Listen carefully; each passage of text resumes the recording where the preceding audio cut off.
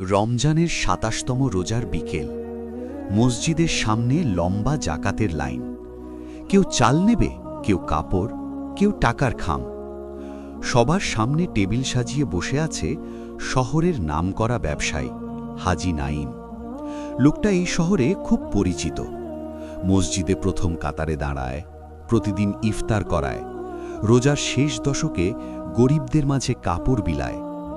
মানুষ বলে আল্লাহ তাকে অনেক দিয়েছেন, কারণ তার হাতও অনেক খোলা।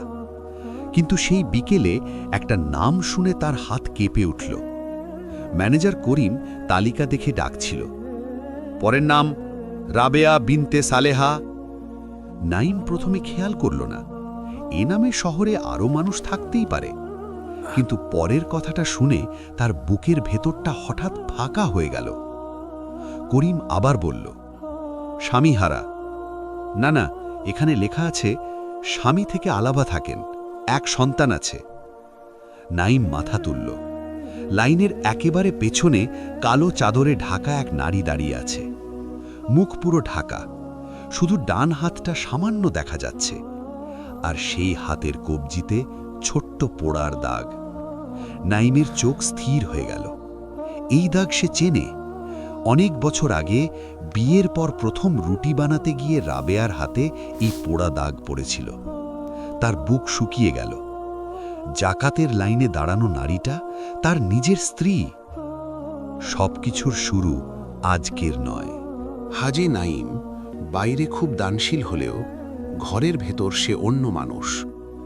দোকানে 1000 টাকার কাপড় এক মুহূর্তে বিলিয়ে দিতে পারে, কিন্তু বাড়িতে ফিরে রাবেয়া যদি ছেলের নতুন স্যান্ডেলের কথা বলে, সে কপাল কুঁচকে জিজ্ঞেস করে, এত খরচ কোথায় যায়? রাবেয়া চুপচাপ থাকে। একদিন সে বলেছিল, হাসানের জামাটা ছোট হয়ে গেছে, ঈদের আগে একটা কাপড় লাগবে। নাঈম তখন হিসেবের খাতা থেকে চোখ না তুলে বলেছিল, আমি কি কম দান করছি? মানুষের কত উপকার করি, ঘরের লোকেরও একটু ধৈর্য শিখতে হয়। রাবেয়া কিছু বলেনি, কিন্তু ধীরে ধীরে ঘরের চাল কমেছে, ওষুধ ফুরিয়েছে, হাসানের স্যান্ডেলের ফিতে ছিঁড়ে গেছে, আর রান্নাঘরের মাটির জারে আটার তলাও দেখা যেতে শুরু করেছে। রাবেয়া কখনো কারো কাছে হাত পাতেনি, কারণ সে জানত লোকের কাছে হাত পাতার আগে একজন স্ত্রীর সবচেয়ে বড় কষ্ট হল নিজের স্বামী বেঁচে থেকেও নিজেকে অসহায় মনে হওয়া। ২৭তম রোজার আগের রাতে হাসান জ্বর নিয়ে কাঁপছিল।